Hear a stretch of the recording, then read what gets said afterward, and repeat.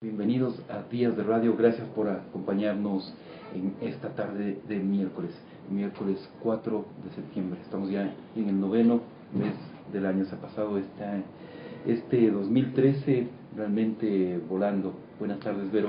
¿Qué tal, ¿Cómo está César? también? Buenas Para tardes. usted ha pasado así sumamente rápido el año.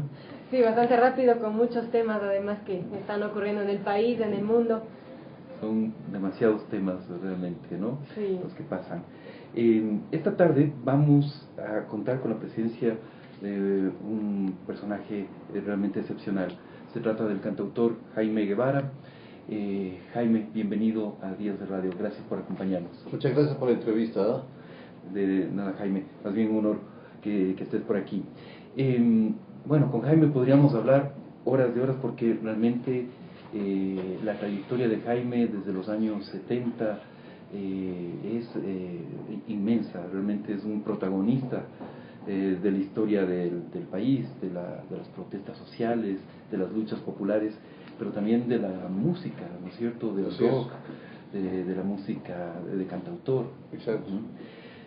Jaime, ¿te acuerdas tú la primera actuación, la primera vez que te subiste a un escenario? Fue en diciembre del 73. Diciembre del 73. Sí, habiéndole hablado previamente al excelente guitarrista Ramiro Negro Acosta. Él tenía un grupo llamado La Tribu, uno de los primeros grupos de acá de rock. Claro. Le hablé a él, le mostré mis canciones, y me dijo, chévere, subes tal día en el Coliseo César Hidalgo. Ya. Así es que ahí canté, era diciembre del 73. Me imagino que los nervios habrán sido grandes, ¿sí? Grandes, sí. Y particularmente al inicio que salí con la guitarra, con mi guitarra de madera, ¿no? En medio de pura guitarra eléctrica. Y bueno, el público se empezó a molestar, porque bueno, que hace una guitarra de palo en medio del concierto de rock. Y al principio era, bueno, baladista, bájate de ahí, cosas de esas, ¿no? Esos piropos. Ya. Y bueno, fueron poco a poco conociendo a través de mis letras y a través de mi trayectoria a lo largo de muchos años.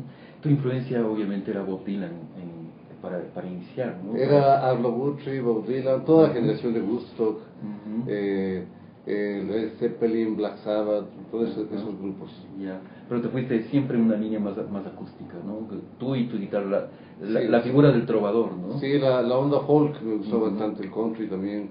Y posteriormente entré en contacto con la gente que por esos años empezó a hacer también música latinoamericana. Ajá. Y justamente en esa época, digamos que los artistas profesaban una ideología muy fuerte de izquierda, ¿no? Eran incluso afiliados muchos a los partidos comunistas o bajo las diversas denominaciones. ¿Tú cuándo elegiste ser anarquista, no casarte con ninguna ideología en particular? Desde mi inicio como cantor en medios políticos, ya en el 78, a raíz de las llamadas Hullas de Abril, también conocida como la Guerra de los Cuatro Reales, fue cuando la dictadura alzó el pasaje de un sucre a 1.40. Bueno, ahora se oye chistoso, pero eso era, claro. Fue sobre el 40%, ¿no? Ya, la gente estalló, fue la gota que derramó el vaso del hartazgo respecto a la dictadura. Y la gente se levantó en serio, y ahí fue cuando un amigo rockero, un argentino, me dijo, oye, mira, ¿por qué no subes a Toctiuco, que ahí está habiendo bastante movilización? Oye, le digo, pero yo siempre he cantado son en festivales de rock y es para público juvenil, sobre todo chévere. No, dice, pero estoy seguro que tus canciones ahí van a funcionar muy bien. Me condujo allá, y para mí fue impresionante la primera vez que canté en medio de bombas lacrimógenas y correrías y apresamientos. Adrenalina pura, me sí, imagino. pero en un medio bien folclórico, porque mientras volaban las bombas y corría la gente y todo esto, estaba la señora que vendía tripas y por ahí a un lado jugaban boli. Y tú con tu guitarra. Exacto. Ajá. También los camaradas de esa época de los años 70 eran bastante intolerantes con los rockeros, ¿no? Claro que sí. Yo me consideré, desde cuando me empecé a informar, ¿no? Bueno, un inconformista de toda la vida, pero inconformismo y rebeldía que se acentuó en la secundaria, cuando a raíz de la persecución a los melenudos, cuando empezó a entrar recién el pelo largo aquí, pues como un símbolo de rebeldía, hubo tremenda persecución en los colegios, y en el colegio donde yo estudiaba también me siguieron un proceso por negarme a cortar el pelo. Fui el único que se paró y dijo, no tengo por qué cortarme el cabello. Y te Pero, siguieron no, señor, es que esto es un colegio de varones, de machos. ¿Ya? Y yo dije, ¿y eso qué contradice el espíritu de pelo largo? Dice, no, señor, en el colegio hay un reglamento y tiene que seguirse. Le dije, enséñame en qué parte del reglamento está la prohibición de pelo largo. Pues no había en ninguna parte. Ya, simplemente les bastó con un autoritario.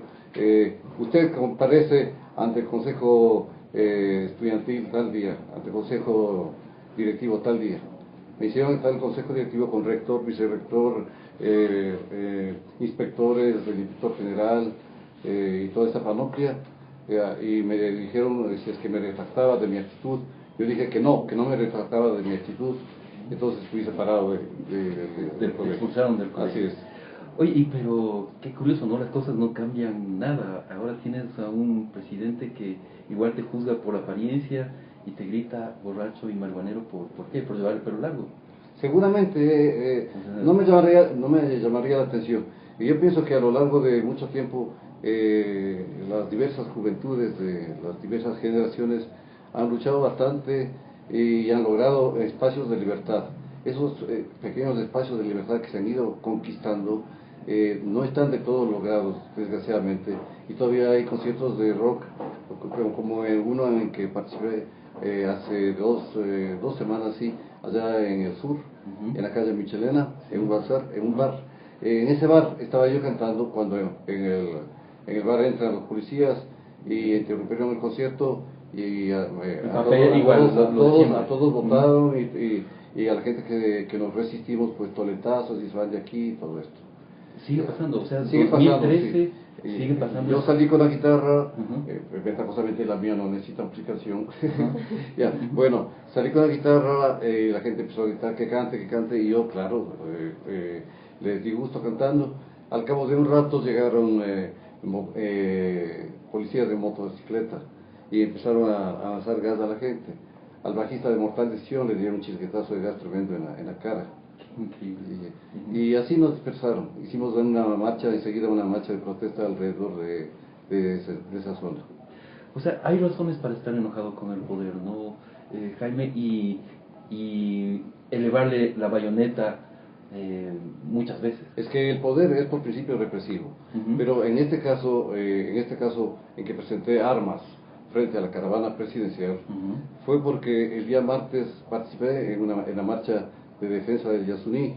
¿Y qué ocurrió? Que llegando al centro nos encontramos con un cerco policial muy parecido al que ponía Sixto Durán Ballén, y una represión brutal muy parecida a la que ponía León Férez Cordero, pero mucho más armados, más modernizados ahora, ¿no? Eso he más visto, más tecnologizados. Las imágenes son impresionantes, los de los 3 cordones policiales, y además parece estar muy bien entrenados. Tienen técnicas de la policía de Chile.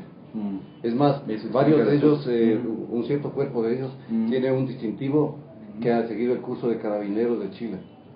Y dice ahí carabineros de Chile. Y ellos lo lucen orgullosos de haber sido entrenados por la policía de Pinochet. Caramba. Es la herencia que dejó el dictador.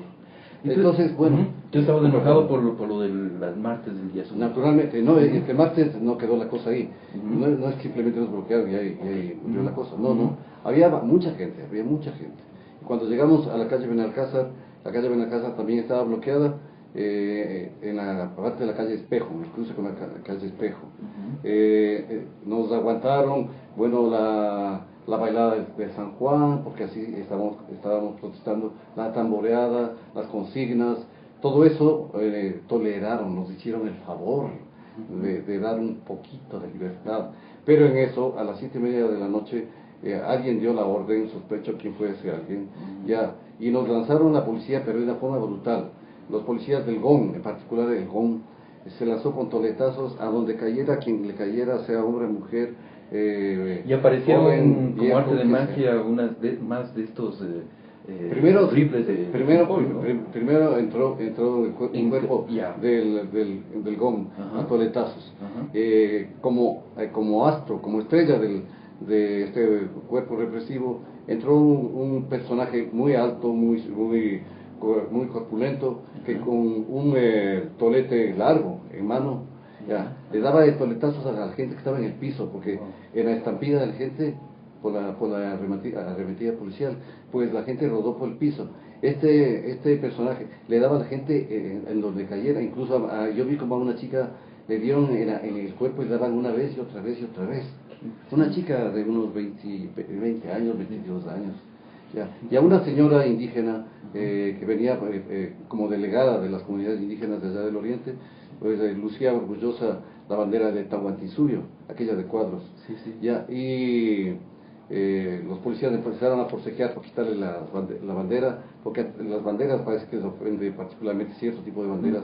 Ya, esa bandera le arrebataron, ella les insistió en que le devuelvan lo suyo, y pues le devolvieron lo suyo en forma de un tremendo toletazo que le abrió la frente, le abrió la ceja, y se le bañó en sangre la cara, y ella, igual que otros heridos, tuvieron que ser asistidos en el centro de salud número 1, allá por Santo Domingo. Correcto, sí. Ya, vi como luego, cuando nos trasladamos hacia el antiguo SIC, hoy Regimiento Quito 2 creo que es, cuando fuimos para allá, porque ahí estaban detenidos unos cuantos compañeros y compañeras, fuimos para allá, nos atacaron por la espalda policías del GOM y también policías motorizados que llevaban pistolas de aire comprimido, ya, y lanzan bolas de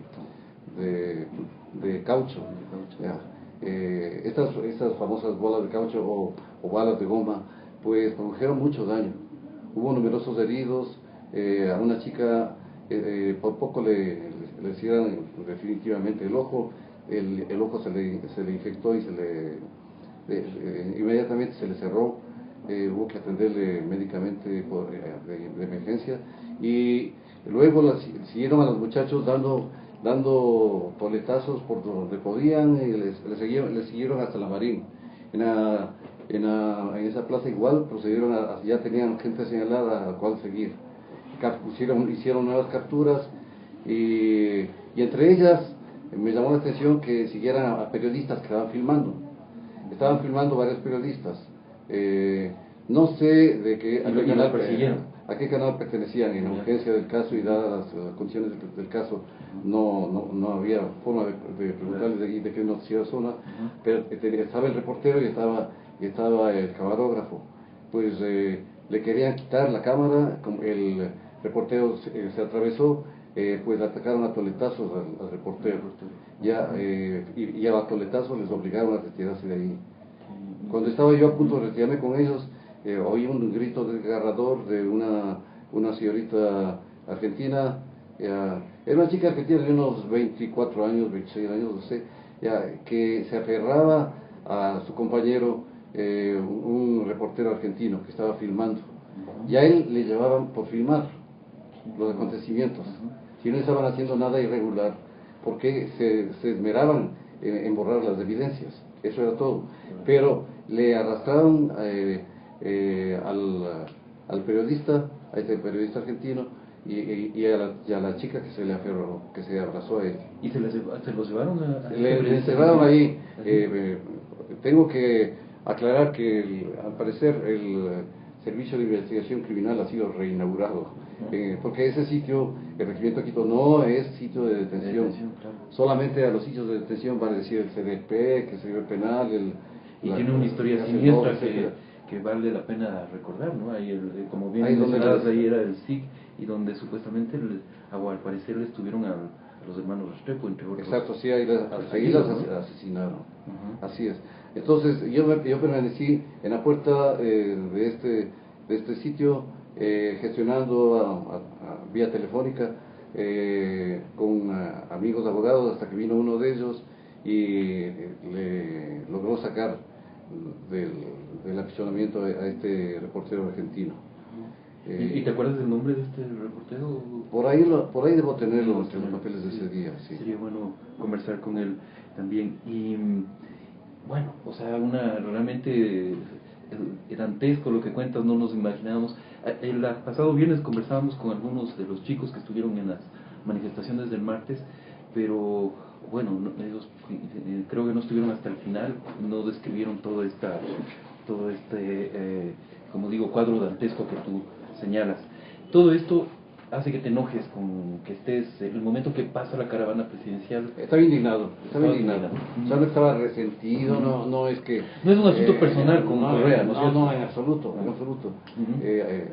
Te hago notar que en los carros que vienen son vídeos polarizados, entonces solamente se sabe que viene ahí personal oficial, ¿no? Personal del gobierno. No sabías quién iba siquiera. Exacto. Pero yo dije, hay que presentarle honores. Entonces desplegué mi bayoneta calada, a mi manera. Al respecto hemos tenido debates aquí internos de cómo mismo fue el gesto. ¿Fue así y el dedo? Bayoneta calada. Fue ya. Ahora bien, a mí me han preguntado, bueno, ¿y te gusta ese gesto? A mí me gusta mucho más este gesto. De la guitarra, claro. El de la guitarra, Ese claro. me gusta muchísimo más. Pero dada la emergencia del caso, yo estaba absolutamente indignado, como deben estar indignados gran parte del pueblo ecuatoriano, ya, y lo manifesté de esa manera. Claro. Pues, tú no sabías quién venía, así que era un gesto ante el poder. Era un gesto ante el gobierno, ante el poder. Ya. Y cuando, tal como lo he hecho ante los demás gobiernos, ¿no? Ante el gobierno de Hurtado, ante el gobierno... A todos les has calado la bayoneta. No. La guitarra siempre. Pero por eso mismo que tú seguramente conoces que he sido reprimido en numerosas ocasiones. ¿Cuántas veces tú llevas la cuenta de cuántas veces has estado en prisión? No sé, unas 9 veces, no sé, una decena de veces tal vez, por redondear. No sé. Incluso una vez metieron presa a tu guitarra, ¿no? Son 40 años de vida guitarrera y de militancia a través de la guitarra.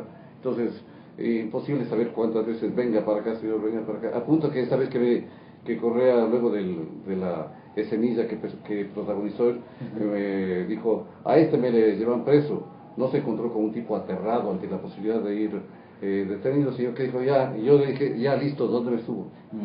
¿Dónde me subo? Ya, y le dije, y a él le dije, y me demuestras, hago notar que le tuteo, porque él me tuteó a mí, ya, entonces él me dice, a ver, ven tú, me dice, oye, perdón, no, tengo que repetirlo textualmente, ya, oye, borracho marihuanero, ven acá entre los dos, solo entre los dos, mientras me rodeaba su guardia personal. Ya. Era entre los dos. A ver, entre los dos, ven acá. Se aflojó la corbata, ya. Que dice que no llevaba. No. Tampoco me amenazó, no, yo me estoy inventando. Es que ando tan alucinado y tan borracho. Llevabas una droguería. Y llevaba una droguería encima, sí. Yo pensé que llevaba realmente leche con pan, pero así una droguería encima, yo no sabía que era psicotrópico. Que en las panaderías vendían. Exacto. Bueno, así es que bueno, él se bajó, me insultó, me desafió a golpes, la gente estaba asombrada de la actitud del presidente. Aquí es un detalle importante, Jaime. El rato que él se baja, o sea, para la caravana, el rato que tú le haces el gesto, para la caravana y él se baja del auto. Primero se bajaron los policías, naturalmente, okay. y me rodearon con sus camionetas, una con sus armas. Una señora de un bazar cercano me dijo que se había puesto atrás de la puerta, aterrada porque pensaba que me estaban o asaltando, y después cuando se dio cuenta que eran militares, dijo, le van a matar, ¿qué pasa? Y después oye una voz conocida, muy conocida y resulta que era el presidente. Y él se baja del auto y el momento que se baja ya te comienza a insultar o se acerca a ti. No, él se baja del auto, ni bien se baja del auto, en medio se afloja la corbata y enseguida me dice lo que he contado. Ya. Es decir, te estaba juzgando por las apariencias. Naturalmente, eso fue todo. O sea, claro, debe haberle molestado el gesto que hice. Claro.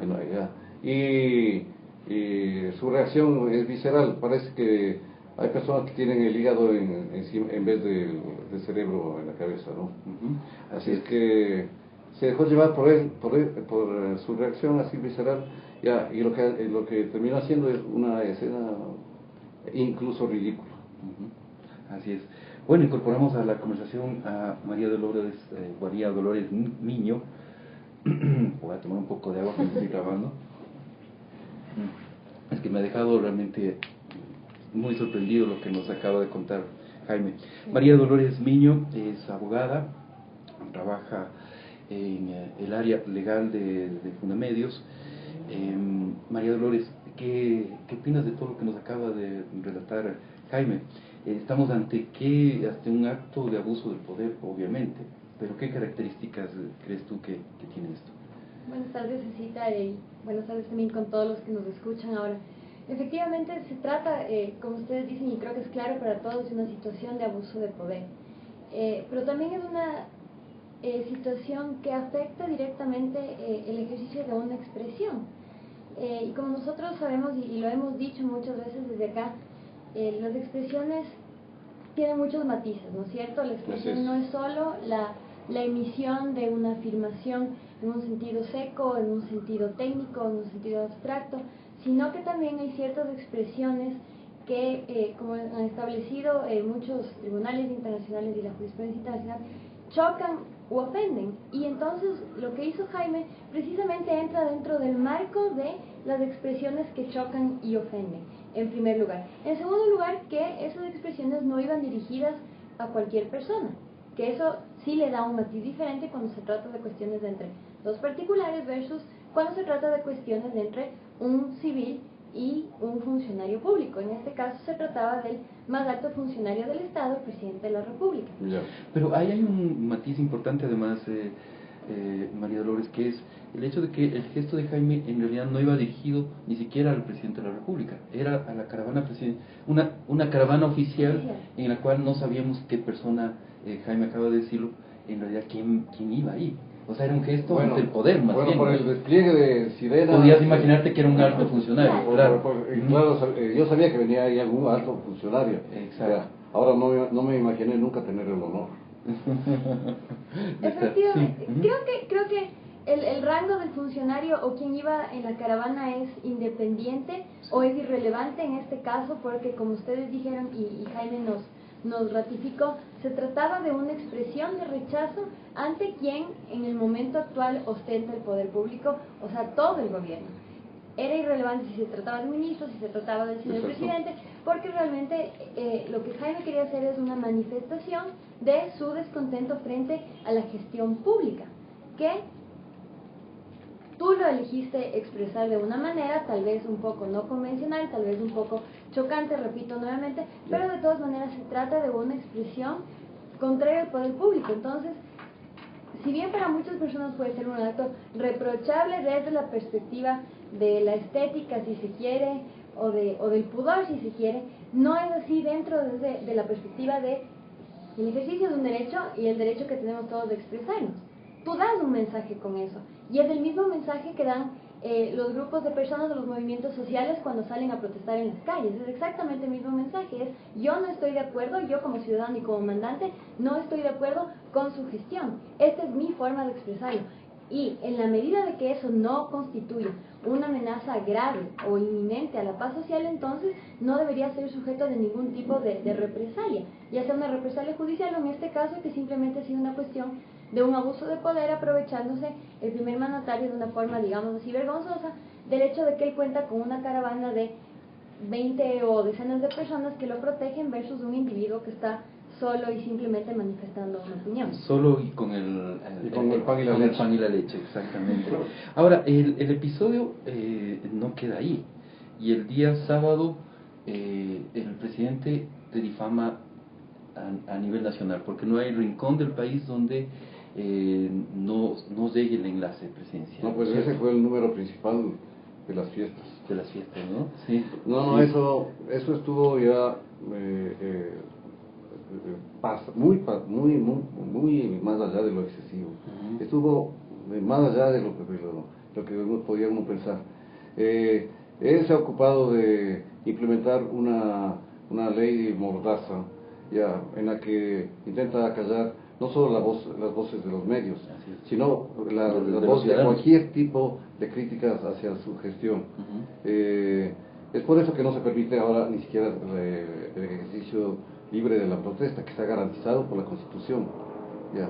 Es por eso que no se permite a los muchachos mostrar su descontento si a un colegio van y les cambian el estatus. Ya. Es por eso que los muchachos ya no pueden salir y están penalizados gravemente si es que acaso se reúnen para conversar de política. En cualquier momento entra la policía, se los lleva y les acusa de terrorismo, basándose en que tenían un libro de Agustín Cueva, el proceso sociológico del Ecuador, basándose en que cualquier momento podía haber pasado un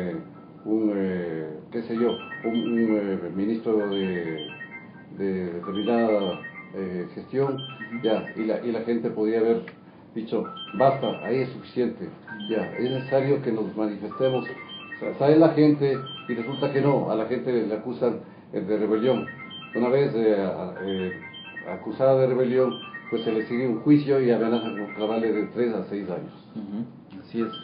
Y la otra forma de castigar este tipo de expresiones de protesta es justamente estos mecanismos de difamación pública que está utilizando el poder a través tanto de los enlaces presenciales como de cadenas nacionales o incluso de la misma publicidad oficial.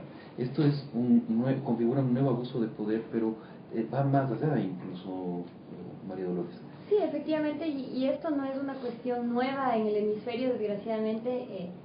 Fue una práctica que se vio recientemente en el gobierno de Venezuela, y creo que fue eso lo que se imitó desde el gobierno nacional, que es la utilización de este despliegue de medios públicos o el uso de las cadenas nacionales o el uso de las sabatinas para desprestigiar, porque esa es la palabra, desprestigiar a cualquier persona que tenga una opinión contraria o crítica o disidente con el gobierno.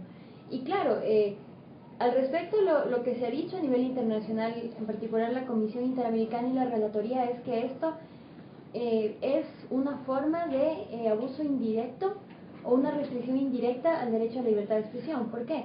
Porque no es un acto muy claro, no es un acto oficial, pero efectivamente tiene esta consecuencia de restringir la difusión de opiniones críticas o de información que al gobierno le pueda parecer incómoda. Incluso en ciertos aspectos podría ser mucho más disuasiva que un mismo proceso penal. ¿Por qué? Porque una persona que tiene sus hijos, que tiene su esposo y tiene su familia, no va a querer en muchos casos estar metido en el escarnio público de que se ha insultado en cadena nacional, con todos los efectos psicológicos que eso le puede traer, ¿no? Entonces, a la larga, el efecto que tiene esto es que la gente se autocensure. Para que no me insulten la sabatina, yo mejor me quedo callado, no digo lo que pienso, no digo lo que sé, que son dos cosas distintas, ¿no? La opinión, y hay gente que tiene información con datos sobre cuestiones que se refieren a la gestión pública y no lo denuncian y no lo hacen público por este miedo al escarnio público, a ser básicamente insultado a nivel nacional por el hecho de ejercer un derecho ciudadano, que es el de fiscalizar los actos de la gestión pública finalmente, y el derecho ciudadano al final, porque no es obligación que a todo el mundo nos guste lo que hace el gobierno, y no por el hecho de disentir somos terroristas o somos peligrosos. Simplemente es un ejercicio de la naturaleza humana y de nuestra capacidad de valorar las cosas, ¿no? Y esto no puede ser de ninguna manera perseguido o objeto de escarnio alguno o de represalia alguna, y repito. Tú no, me imagino, no te imaginaste jamás que por un episodio como el del jueves iba al presidente a regalar con esa mención que, como tú dices, fue el número principal de la fiesta, ¿no? Jamás me imaginé ser injuriado calumniosamente de la forma en que lo fui. Él insistió en tacharme de un pobre tipo borracho, un drogadicto, el que llevaba toda la droguería encima, que no podía poner un piezo detrás de otro, que hablaba incoherencias, hablaba una palabra, el que no podía hablar una palabra, el que no podía ni siquiera moverse. Ya. Entonces, al final concluyó, este pobre hombre lo que merece es ser internado en un psiquiátrico para que le desintoxiquen. Ya. Luego de decir todo eso, puso una coda, un extra, una yapa. Dijo, pero en todo caso, si algo quiere conmigo, ya sabe dónde encontrarme. ¿En el psiquiátrico será? Bueno, al paso que vamos, no sé. Bien, imagino que fue muy duro para ti, ¿no? ¿Estabas viendo la sabatina? ¿Cómo te enteraste de esto? Bueno, yo lo sentí como una forma nueva de represión, pero mucho más grande, más aumentada, más fuerte que lo que había sufrido por parte de los otros gobiernos. Con todos los gobiernos, ¿te sentiste más agredido? No solo yo, sino que hemos recibido, como pueblo ecuatoriano, hemos recibido represión, hemos recibido menosprecio. Ya. Pero eso del linchamiento mediático que lo acuñó él mismo, ya, él lo hizo, él me linchó mediáticamente, ¿no? Para expresarlo en sus términos. Ya. Y alguien que disiente de que el Yasuní se ha destruido, pues se lo castiga de esa forma, descalificándole públicamente. Y yo sé que actualmente si a un funcionario público y mucho peor al presidente de la República en un medio de comunicación se le critica, uno puede ser susceptible de una larga prisión o tal vez una multa o las dos cosas. En cambio él, desde su tribuna que le da la sabatina, puede decir cualquier infamia de cualquier persona que no le pasa nada. Es más, puso de testigo, a un falso testigo, a este mayor Mario Montenegro, sí, Mario Montenegro, cual está este rato en un grave lío porque ya levantó falso testimonio, el rato que presentó un parte policial falso, diciendo que yo estaba en estado completamente etílico, que no podía ni pararme, etcétera, que apestaba alcohol. El presidente el día martes en el conversatorio con los medios en Guayaquil dijo que sí, probablemente se equivocaron en la información y que iba a rectificar esa información en la sabatina, pero matizó las cosas, dijo que efectivamente apestabas alcohol, pero pues, posiblemente era menticol que usas Jaime para perfumarte. Ah, sí, no, pero no uso tampoco.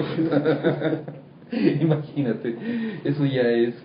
O sea, y dijo que en definitiva el informe del mayor Montenegro no era falso, ¿no es cierto? Que era errado. Y que era, sí, que podía contener alguna imprecisión, pero que no era mentira. Y finalmente dijo que no va a pedir disculpas, que a ti no te va a pedir disculpas. Bueno, eso no me sorprende en absoluto.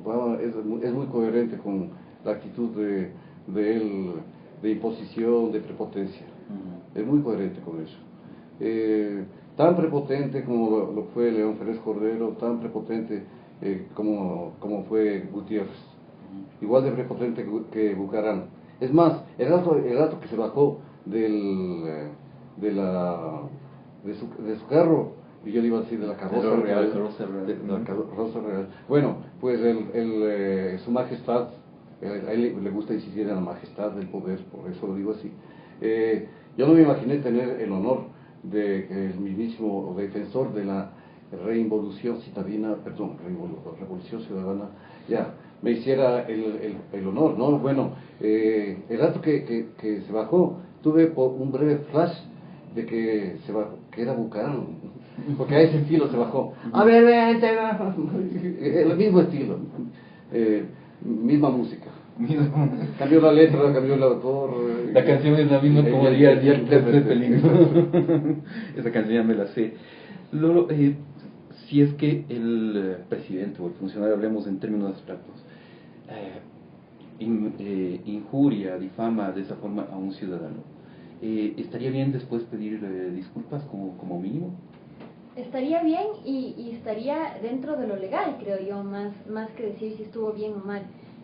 Si es que la Constitución nos otorga a los ciudadanos un derecho de rectificación o de respuesta en el caso clarísimo como es este de haber sido injuriado a través de un medio público de amplia difusión nacional, no solo lo esperable, sino lo legal sería que emitan la respectiva disculpa. Y la respectiva, más que disculpa, hace falta que se dé la versión real de los hechos, ¿no es cierto? Porque o sea, que se rectifique, porque una cosa es que haya una persona que sea disidente, que puede ser, por utilizar un término muy sencillo, malcriado, y le hace la mala seña, como creo que fue el caso aquí. Eso es un tema, una cosa, pero que a esa persona se le atribuya, por el hecho de esa expresión, ciertos adjetivos o ciertas características, por ejemplo, asociarle con vicios, etcétera, etcétera, que ya compromete incluso una cuestión de su imagen ante la sociedad, entonces no solo que es recomendable, sino que es absolutamente necesario que se rectifique, que se diga exactamente lo que pasó. Este es un señor que estaba en absolutamente sus cabales y en ejercicio de esa misma sobriedad que llevaba, se manifestó de esta manera, porque el mensaje también es un poco perverso. Asumir que solo una persona que está fuera de sus cabales podría protestar contra Correa. Porque una persona en su sano juicio, ese es el mensaje, nunca podría jamás protestar desde este régimen. Este señor tiene que estar o drogado, o borracho, o loco para quejarse contra mí. La verdad es que no me acuerdo muy bien.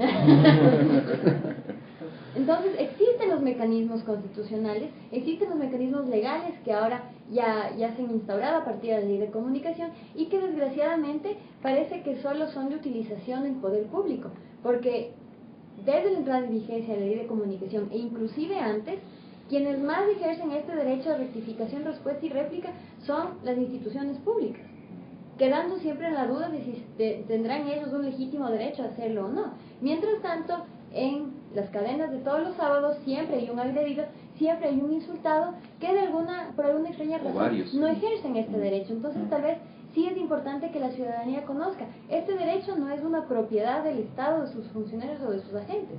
Este es un derecho, en principio, y me atrevo a decir solamente, nuestro, de los ciudadanos. Entonces, si existe este marco jurídico que protege nuestro derecho de respuesta, de réplica e inclusive de disculpas públicas, lo que tenemos que hacer es activarlo, porque de otra manera será, no solo que será la letra muerta, sino que se utilizará en contra de nosotros mismos y en contra de los medios que nos quieren brindar una información más o menos veraz e imparcial. Jaime, tú has dicho que estás analizando la posibilidad de plantear una demanda por injurias, pero tenías también este otro camino legal, digamos, ¿no? De exigir tu derecho a la rectificación, a la réplica, a que te pidan disculpas por parte de quienes ejercen el poder.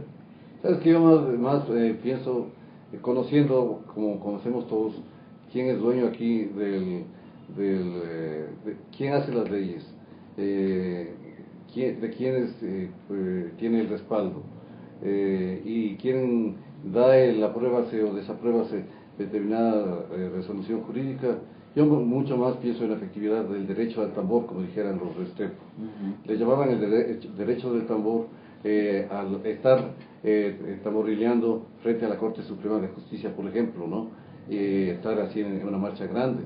El manifestarnos cada vez más, sea personalmente por las calles o a través de las redes sociales, el insistir a través de grafitis, a través, en mi caso, de canciones, a través del verso, a los artistas, a través de la pintura, tal vez los actores a través de sus obras, de satirizar el poder.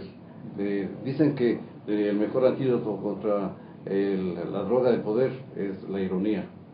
¿Ya? Yo pienso mucho más en este derecho, en el derecho del tambor. Y el derecho a la resistencia y a seguir protestando. Exacto. No es posible que permitamos que Yasuní sea destruido. Por cierto, hay defensores de Yasuní desde hace mucho tiempo, 200 campesinos y más de esa zona que han sido judicializados, han sido juzgados y algunos están hasta con condena. Yeah. Eso hay que revisarlo.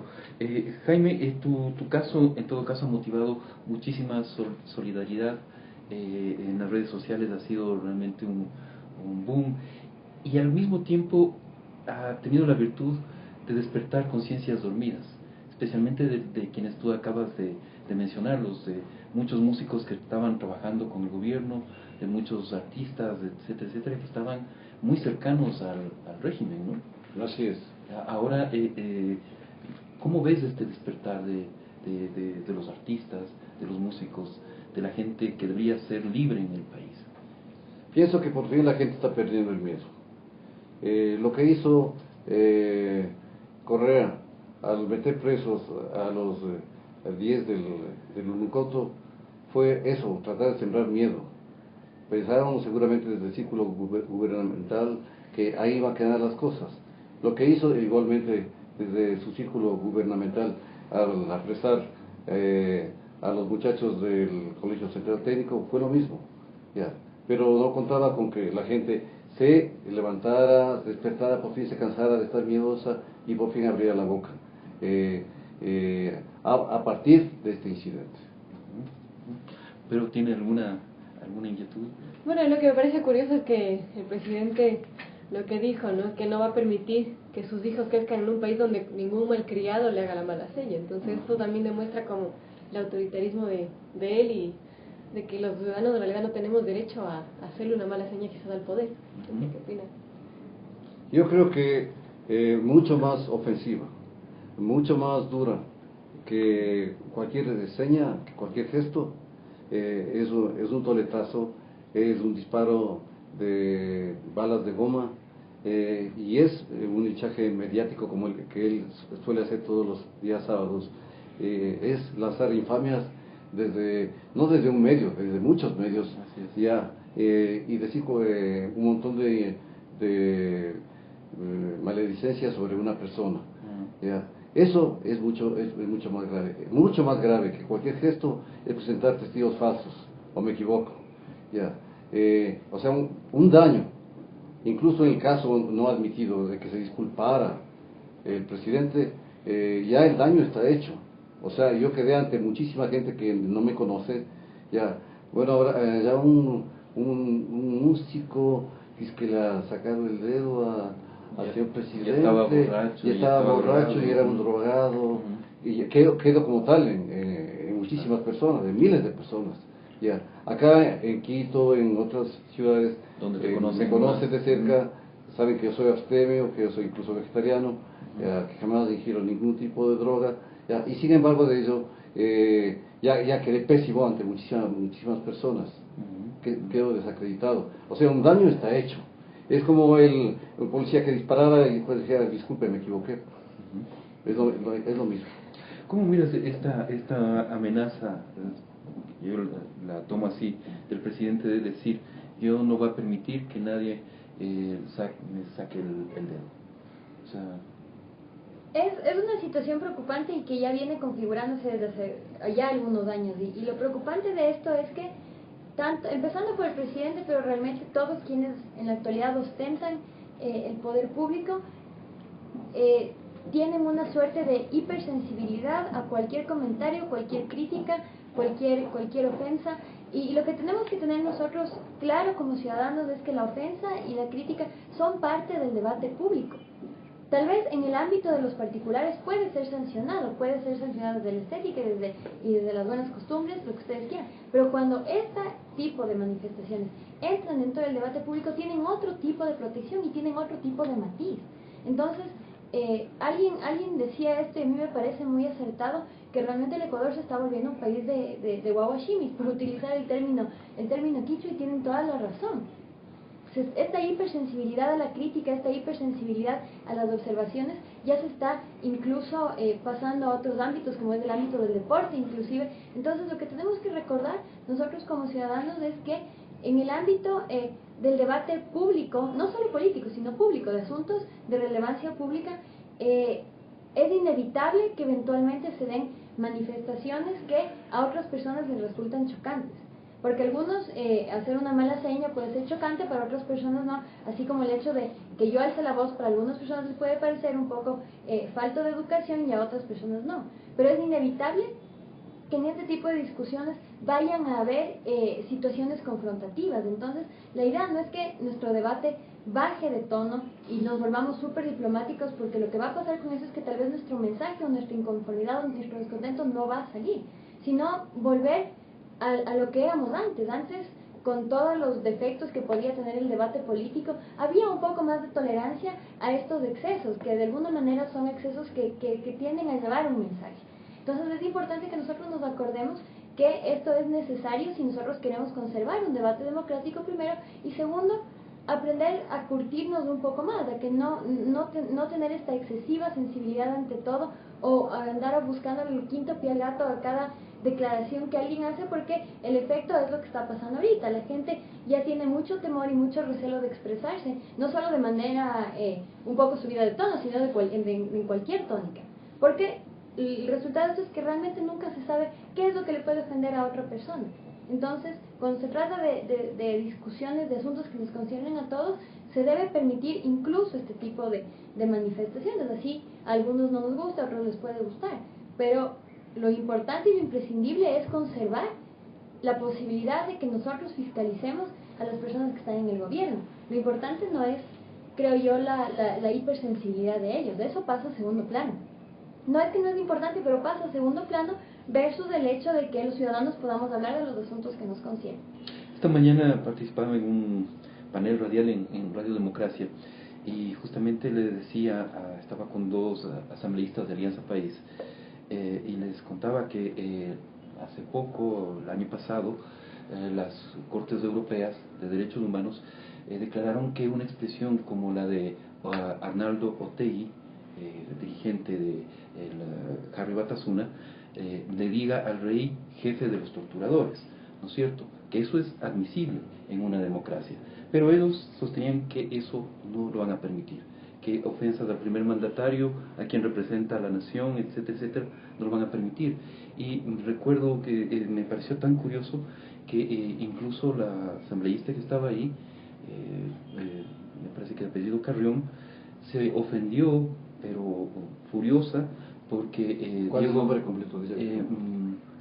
María José, ¿puede ser? María José Carrión. Puede ser. Ella Sí. da la curiosidad de que me conoce y bien de cerca. Sí, me conoce desde hace muchos años. Me imagino. Y no me conoce precisamente de drogado, ni de borracho, ni mucho menos. Claro que sí. Y ella se ofendió muy malamente con Diego Ordóñez porque le dijo Diego Ordóñez que había actitudes en el gobierno antidemocráticas. Imagínate, o sea, ofenderse porque digan que el gobierno, se diga que el gobierno tiene actitudes antidemocráticas. Esto, o sea, ya llega un plano, y lo dijo como en los términos presidenciales: no voy a permitir que nadie le diga que este es un gobierno antidemocrático. Y la otra cuestión preocupante con respecto a esto, Cecita, es el tema de que se está metiendo en un solo saco lo que es la dignidad y el honor del individuo, funcionario público, y del funcionario público y del gobierno. Entonces ahora resulta que no hay una diferencia clara entre lo que es el derecho y la honra del señor Rafael Correa, por decirlo como ejemplo, como ciudadano, como primer mandatario, y lo que es el honor del gobierno. Y esto se ha visto en diversas acciones que nosotros le hemos dado seguimiento aquí, en las que se ha solicitado a los medios los derechos de rectificación y respuesta, a veces porque injurian al funcionario público, presidente Rafael Correa, o porque injurian al gobierno, lo cual desde una perspectiva legal es absurdo considerar que una entidad, que un gobierno pueda gozar de un derecho fundamental. Entonces empieza a ser grave el hecho de que no exista una separación entre lo que es la persona y lo que es el gobierno. Entonces se vuelve ya una cuestión más o menos subjetiva, en la que el Estado empieza a ser una persona al más puro estilo de las monarquías francesas. Así es. Y las ofensas hechas contra un ciudadano cualquiera y contra un trovador cualquiera. Exacto, esa es la gran pregunta, ¿no? O sea, ¿qué diferencia hay en los derechos que tenemos nosotros los trovadores, nosotros los ciudadanos comunes y corrientes, con los derechos con los que ostenta su majestad? Exacto. Es que, mira, o sea, las cosas se han invertido de tal forma que ahora los funcionarios estamos desprotegidos, ¿no es cierto? Los ciudadanos estamos desprotegidos, y en cambio los funcionarios tienen una protección especial, ¿no? Tienen, además del aparato del Estado, tienen una protección adicional. Eso realmente es muy grave. Jaime, me imagino que tú vas a seguir en la lucha, vas a salir el próximo 14 de septiembre, que se anuncia una gran marcha por el Yasuní, vas a estar al pie del cañón en todas las luchas populares como lo has estado siempre. Es decir, he estado siempre así y así seguiré siempre. Sí. Seguirás. Esto no te ha quitado ganas de seguir luchando. Me ha atemorizado muchísimo, demasiado, tanto. Es que quienes están siguiendo la transmisión verán los gestos de Jaime, por eso no lo vimos. ¿Sí? No. Mira, pasé por el gobierno funesto de León Febres Cordero, pasé por el gobierno funesto de Gutiérrez, por el gobierno funesto de Bucarán, por el gobierno funesto de Hurtado, por el gobierno funesto de Borja. Todos ellos aportaron lo suyo para hacer más gris el panorama. Y cuando muchas personas creían, no me incluyo, ojo, creían que algún amanecer estaba por venir con la reinvolución, es decir, la revolución ciudadana,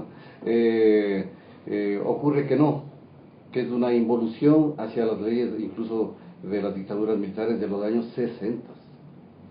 Entonces hay que tener una respuesta a eso. ¿Y esa respuesta? Y esa respuesta tiene que venir en forma de canciones y también en forma de grafitis y también en forma de editoriales y también en forma de protestas, y uno tiene que tener ese derecho a la protesta.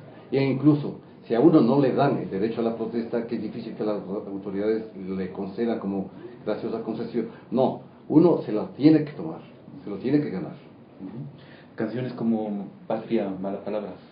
Patria, mala palabra de cada oligarquía que aprovechó tu sangre para engordar mejor. Yo no quisiera verte de sucia minería, misma que mate el aire, las aguas y la flor, misma que mate el aire, las aguas y la flor.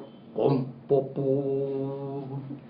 Vaya, qué final del programa. Muchas gracias, Jaime. Gracias por tu lucha, más que nada. Y bueno, gracias a ustedes por su oportunidad, muy amables. Vamos a seguir. Bien, teníamos una llamada pendiente con Nila Velázquez, pero le pedimos disculpas a Nila, quedará para otra ocasión, el tiempo se nos ha quedado corto. Gracias, María Dolores, por acompañarnos, y a todos ustedes, amigos oyentes, por escucharnos. Pero ¿qué tenemos el viernes? ¿Ya tenemos los invitados? Bueno, sí estará Fernando Villavicencio y de otras personas que están por confirmar de la plataforma de víctimas, va a estar muy interesante. La plataforma de perseguidos políticos. Perseguidos políticos. Y sobre todo seguir invitando a la gente en las redes sociales. El debate está en el Facebook, seguimos con el derecho a la réplica. Y también en Twitter el debate es la penalización de injurias en redes sociales. El viernes estaremos con los resultados, así que nos sigan a través de Lo Fundamental y en Radio en la Radio. Gracias, Vero. Un fuerte abrazo.